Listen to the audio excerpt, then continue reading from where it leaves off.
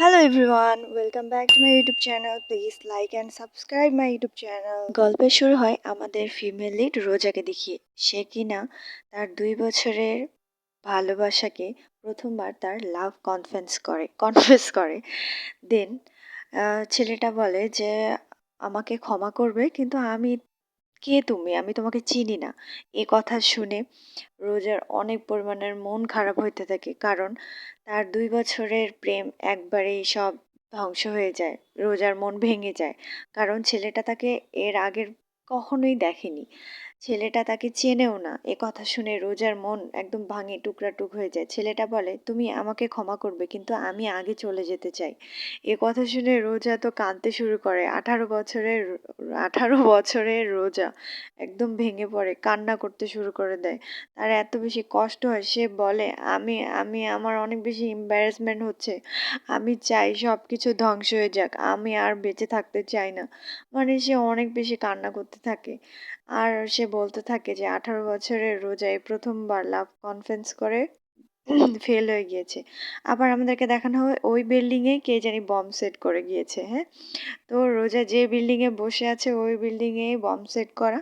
হঠাৎ করে বমের কামডাউন শুরু হয়ে যায়, আর অনেক জোরে ধামাকা হয়, আর এইটার শব্দে রোজা পুরো কনফিউজড হয়ে যায়।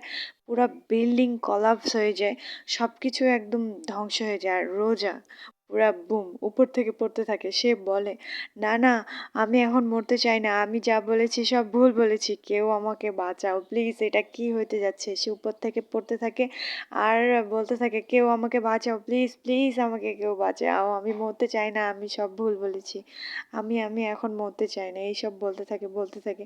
সে বলে না, কয়েক সেকেন্ডে আমার দিনটা এরকম হয়ে যাচ্ছে কেন, আর কয়েক সেকেন্ডের পরে আমি পড়ে যাবো। আশেপাশে সবাই দেখছিল যে একটা বিল্ডিং ধ্বংস হয়ে যাচ্ছে আর একটা মেয়ে উপর থেকে পড়ে যাচ্ছে। হঠাৎ করে একটা ছেলে দৌড়ে কোথাও যেতে থাকে, তার পাশে পুলিশ বলে দোয়ারিয়াং। দোয়ারিয়াং হচ্ছে আমাদের মেইল লিড।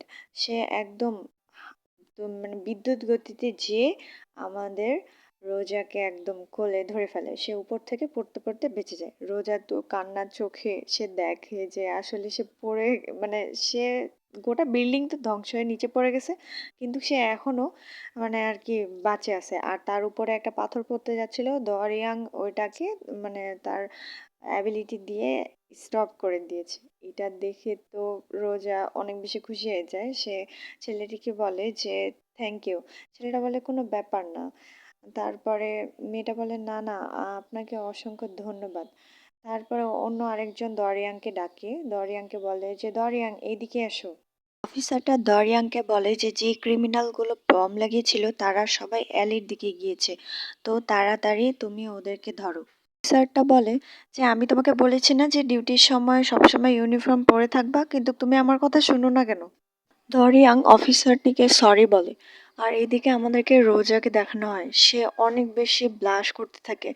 সে মানে মানে আমাদেরকে জানানো হয় আমাদের 18 বছরের রোজা আবার সেকেন্ড টাইম প্রেমে পড়েছে আমাদের দরিয়াং এর। তারপর দেখানো হয় এরপরে আমাদেরকে 2 বছর পরের ঘটনা দেখানো হয়।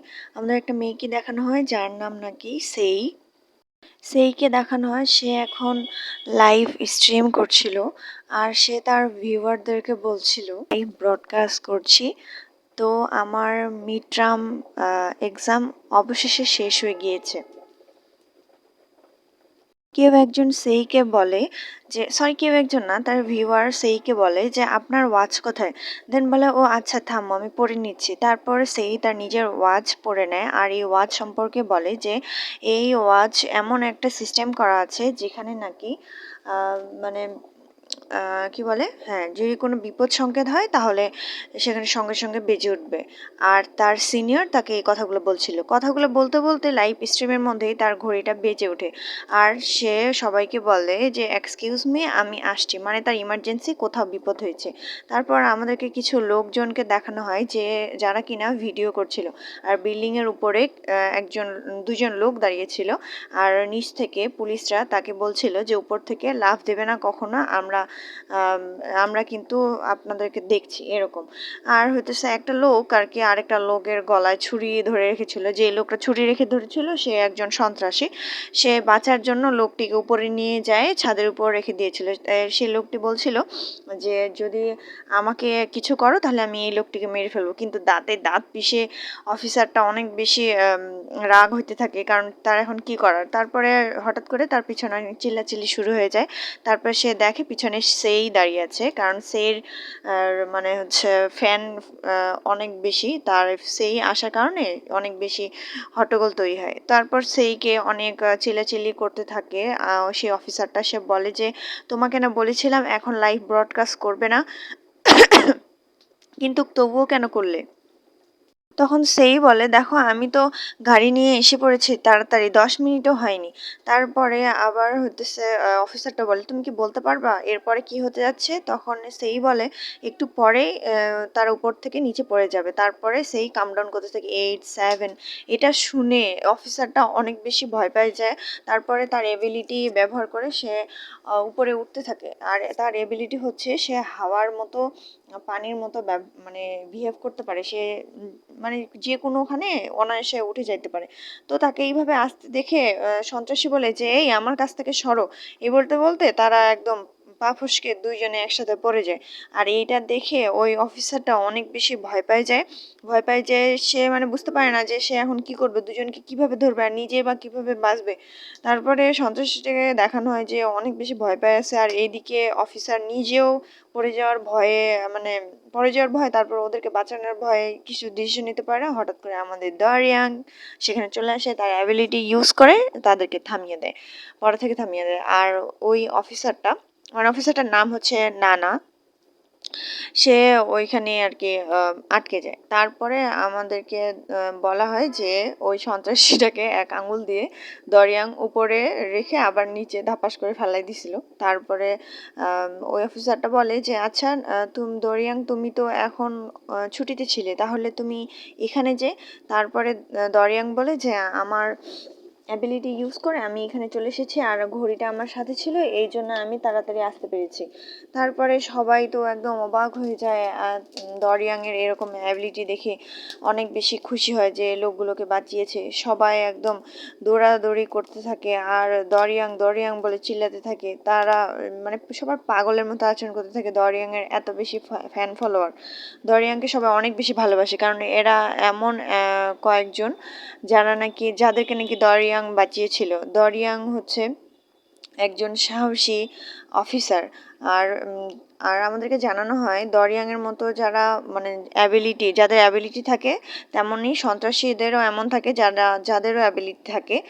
মানে অনেক ভয়ঙ্কর ভয়ঙ্কর ভিলেনও আছে যাদের হাতে অ্যাবিলিটি থাকে। আর দরিয়াংয়ের মতো কিছু স্পেশাল পুলিশ থাকে যারা নাকি অনেক বেশি অ্যাবিলিটি না মানে তাদের থাকে আর কি, যে বিভিন্ন ধরনের অ্যাবিলিটি ব্যবহার করে তারা যে কোনো বিপদ থেকে সবাইকে উদ্ধার করে। আর এইভাবে অনেকজন আছে যারা নাকি স্পেশাল পুলিশ ফোর্সে যোগদান করে যাদের অ্যাবিলিটি আছে। কিন্তু আমাদের দরিয়াংয়ের সম্পর্কে জানানো হয় সবার একটা একটা করে অ্যাবিলিটি থাকলেও দরিয়াংয়ের 2টা অ্যাবিলিটি, আর সবার অ্যাবিলিটি মানে আলাদা আলাদাভাবে অ্যাওয়েকেন হয়। কখনো কারো অ্যাবিলিটি অ্যাওয়েকেন হয় খুব তাড়াতাড়ি, আর হইতেছে কখনো কারো অ্যাবিলিটি অ্যাওয়েকেন হয় অনেক দেরি করে, কেউ আবার জন্মের সময়। আমাদের দরিয়াংয়ের কথা বলা হয় যে আমাদের দরিয়াং হচ্ছে কোরিয়ার সেভিং মানে সেভার মানে হিরো। হ্যাঁ, সে সবারই যান বাঁচায়। আর হচ্ছে দরিয়াংয়ের 2টা অ্যাবিলিটি, একটা হচ্ছে তার মানে তাকে যদি কেউ আঘাত করে সঙ্গে সঙ্গে নিজে নিজেই আর কি হিল হয়ে যায় তার আঘাত। আর হচ্ছে 2 নম্বর হচ্ছে যে কোনো জিনিসকে সে থামায় দিতে পারে একটা আঙ্গুল দিয়ে। আর তার এত বেশি ফ্যান ফলোয়ার যে তার একটা আলাদাই ফ্যান বেচ তৈরি হয় তাকে দিয়ে। আর দরিয়াং যেমন 2টা অ্যাবিলিটি নিয়ে জন্মগ্রহণ করা অনেক বেশি রেয়ার, তেমনই সে অনেক বেশি দয়ালু। সে যখন স্কুলে ছিল তখন অনেকের জীবন বাঁচিয়েছিল। তারপরে তো এখন পর্যন্ত সে তাকে দেখানো হয় যে সে কতটা মানে ওয়ান্ডারফুল একজন ব্যক্তি। তো দরিয়াংকে পরে দরিয়াং যে অন ডিউটি ছিল না, অফ ডিউটি ছিল, এখন দরিয়াং তবুও মানে তার ডিউটি পালন করেছে। এই জন্য তাকে আলাদা করে পুরস্কৃত করা হয়। তো সেই বলে যে তুমি যে এত ওয়ান্ডারফুল কাজ করো কিভাবে করো আমাদেরকেও বলো। দেন দরিয়াং বলে যে তুমি তোমার কাজের উপর যদি অনেক বেশি ফোকাসড হও তাহলে তুমি এটা করতে পারবে, কিন্তু সেই অনেক বেশি রাগে যায় সঠিক অ্যান্সার না পাওয়াতে। তারপরে নুনা বলে যে আচ্ছা তুমি যে একদম মানে পরোয়ারই করো না, নিজেকে নিয়ে এত বেশি কনফিডেন্স, দরিয়াং হঠাৎ করে এমন যদি কেউ আসে যে কিনা তোমার থেকে অনেক বেশি স্ট্রং, তখন তুমি কি করবে? তখন দরিয়াং অনেক হালকাভাবে নেয় কথাটা, তেমন উড়িয়ে দেয়। তো আমাদেরকে একটা বিল্ডিংয়ের উপর একজনকে দেখানো হয়, মানে আমাদের রোজাকে দেখানো হয়, তার লুকই পুরো চেঞ্জ হয়ে গিয়েছে, একদম ব্ল্যাক সব কিছু পরে, মানে পরে একদম দাঁড়িয়ে আছে। আর তাকে কিছুটা ভিলেন ভিলেন লাগতেছে, আমাকে মনে হয় তার মনের মধ্যে কিছু একটা চলতেছে। সে একটা মাস্ক পরে নেয় আর আমাদেরকে অবাক করে দিয়ে দেখানো হয় যে আমাদের রোজা একদম অদৃশ্য হয়ে গিয়েছে। আর আমাদের সেইয়ের তো একটা পাওয়ার আছে, সে কিনা মানে দেখতে পারে যে ভবিষ্যৎ কি হতে যাচ্ছে। সে হঠাৎ করে কিছু একটা অনুভব করে, সে তার পিছনে দেখে যে তার পিছনে রোজা দাঁড়িয়ে আছে। তো কিছু বুঝার আগেই, রোজা কিছু করার আগেই আর দরিয়ানকে কিছু বলার আগেই আমাদের রোজা একদম আমাদের সেইকে একদম একটা ঘুষি মেরে একদম হইতেছে উড়ায় দেয়।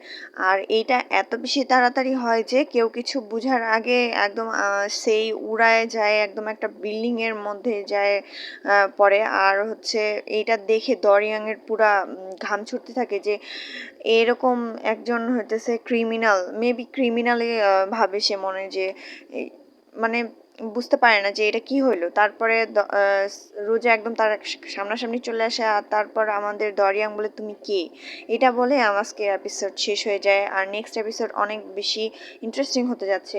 আসলে গল্পটা অনেক বেশি সুন্দর, আমি অত ভালো করে এক্সপ্লেন করতে পারছি না, সরি, বাট আমি চেষ্টা করব আপনারা যেন গল্পটা এনজয় করতে পারেন, আমি সেভাবে এক্সপ্লেন করার চেষ্টা করব। গল্পটা অনেক বেশি ক্রিটিক্যাল তো এই জন্য আমার এক্সপ্লেন করতে অনেক বেশি প্রবলেম হচ্ছে। তো আজকে এই পর্যন্তই। Thanks for watching, please like and subscribe my YouTube channel.